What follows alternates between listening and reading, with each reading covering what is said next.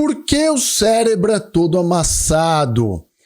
Essa é uma pergunta muito legal, muito interessante que a galera faz sempre pra gente aqui.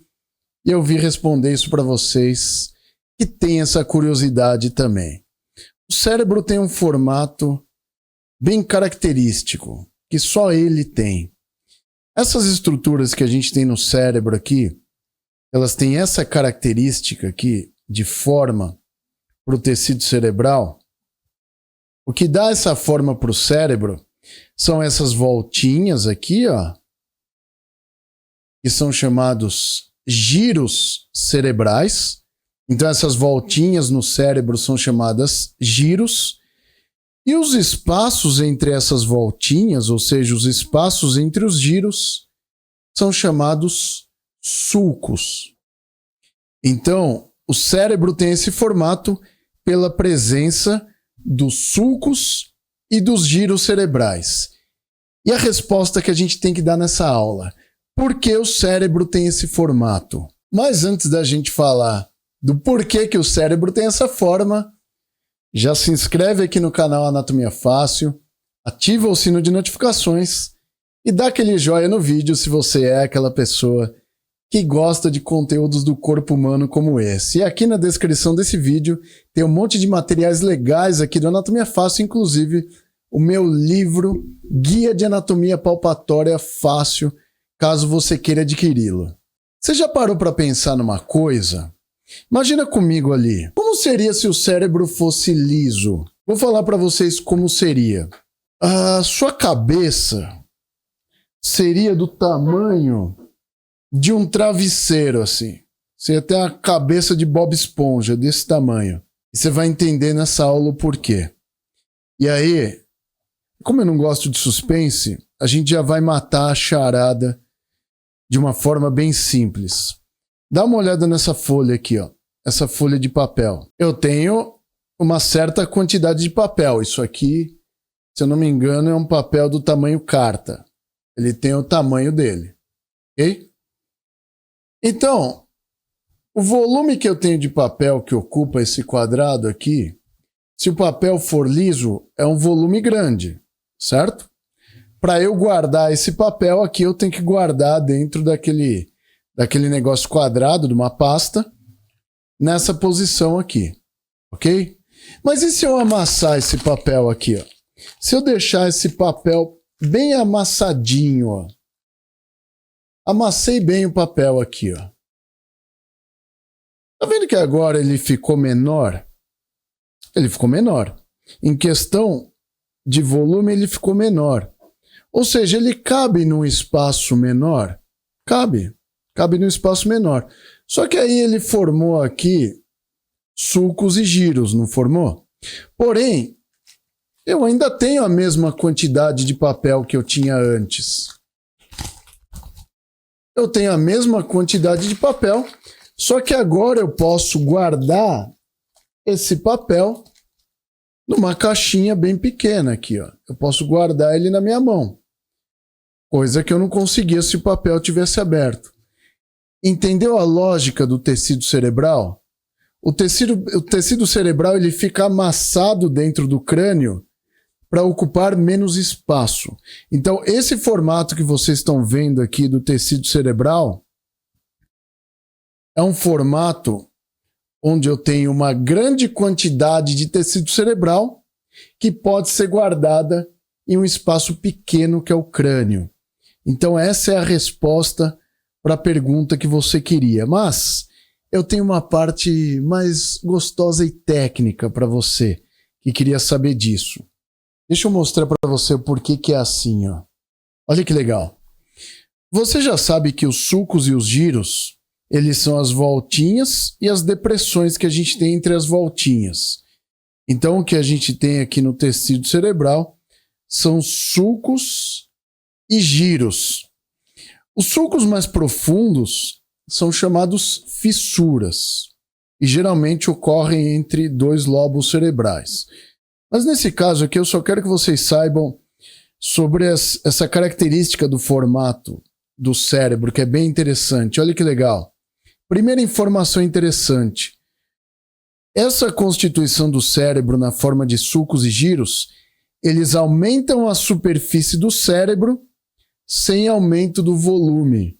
Ou seja, a gente amassa o cérebro dentro da cabeça, porém, ele tem a mesma superfície de córtex cerebral que teria se ele tivesse aberto. Então vale a pena economizar esse espaço, porque a cabeça fica bem menor, o crânio é bem menor. E essa outra informação eu acho bem interessante também. 2/3 do córtex cerebral ficam escondidos pelos sulcos. O que você quer dizer com isso, Rogério? A primeira pergunta a ser respondida aqui, se você não sabe. O que é córtex cerebral? Já dizia, né, aquela música do Charlie Brown Jr., né? Comunicação pelo córtex. Então os caras já falavam, né, do córtex. O que é o córtex cerebral quando se fala de córtex? Presta atenção no que eu vou te falar aqui. Tá vendo essa parte rosa? Isso aqui é um corte que a gente chama de coronal do cérebro, tá? É um corte assim, é um corte que é feito dessa forma, numa metade anterior e uma metade posterior. E quando o cérebro é cortado dessa forma, o que a gente percebe? Que esse tecido que fica mais na superfície do cérebro aqui é diferente do tecido do miolo do cérebro. Essa casca mais externa do cérebro aqui, que está na tonalidade rosa aqui na imagem, o nome disso é córtex cerebral. Esse nome córtex, gente, ele vem da palavra grega casca. Córtex, a gente tem em vários órgãos do corpo, tá? Você tem no rim, você tem na suprarrenal. Então, em diversos órgãos do corpo, eles apresentam uma constituição mais externa chamada córtex e uma camada mais profunda chamada medula. Isso é interessante de você saber, porque córtex significa casca. É como se fosse uma fruta. Você cortou a fruta. O que é a parte mais externa, grossa? É a casca. O nome técnico da casca é córtex. Então, córtex cerebral é a casca externa do cérebro.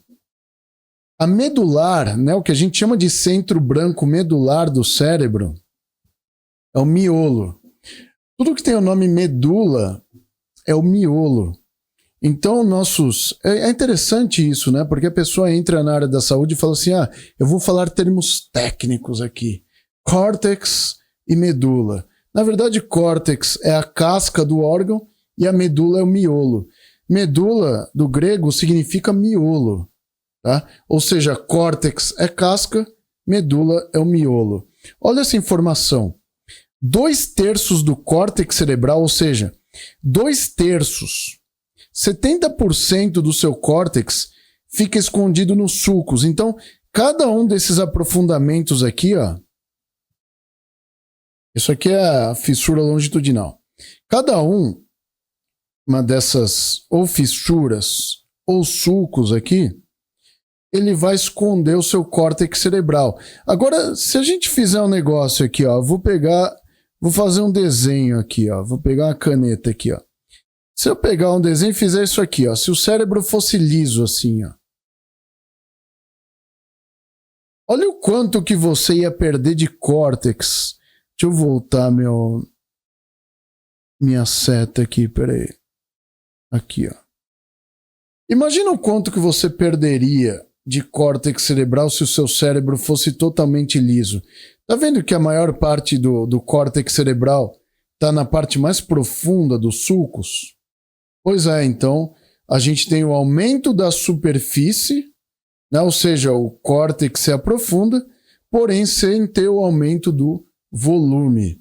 Você pode fazer uma pesquisa aí no Google. O nome dado à doença cerebral onde a pessoa tem o cérebro liso, isso existe, e geralmente a pessoa que nasce assim, ela geralmente morre ou logo após o parto, ou nos primeiros dias ou meses de vida. O nome disso é lisencefalia. Encéfalo liso. Tá? Porque perde muito da atividade cerebral o encéfalo liso. Tá bom? Porque você perde boa parte do córtex. Ele fica aprofundado por esses sulcos aqui. Então tá aí a importância de a gente ter um cérebro amassado no crânio, formando sulcos e giros. Isso aumenta a superfície do cérebro sem aumento do seu volume, e cerca de 2/3 do córtex cerebral ficam escondidos no interior dos sulcos e das fissuras presentes aí no tecido cerebral. Então, para quem tinha essa dúvida, tá aí a resposta do porquê o cérebro fica amassado dentro do crânio pelos sulcos e pelos giros cerebrais. E se você quiser se aprofundar em anatomia, dá uma olhada nesse link da descrição, que você vai encontrar uns cursos bem legais aqui do Anatomia Fácil, e você pode encontrar também o link para você comprar o meu livro, o Guia Prático de Anatomia Palpatória, que é um livro top para quem está aí no estágio, quem já é formado e precisa aprender anatomia na prática. Então dá uma olhada nesse livro e também no material que eu coloquei aqui para vocês na descrição desse vídeo.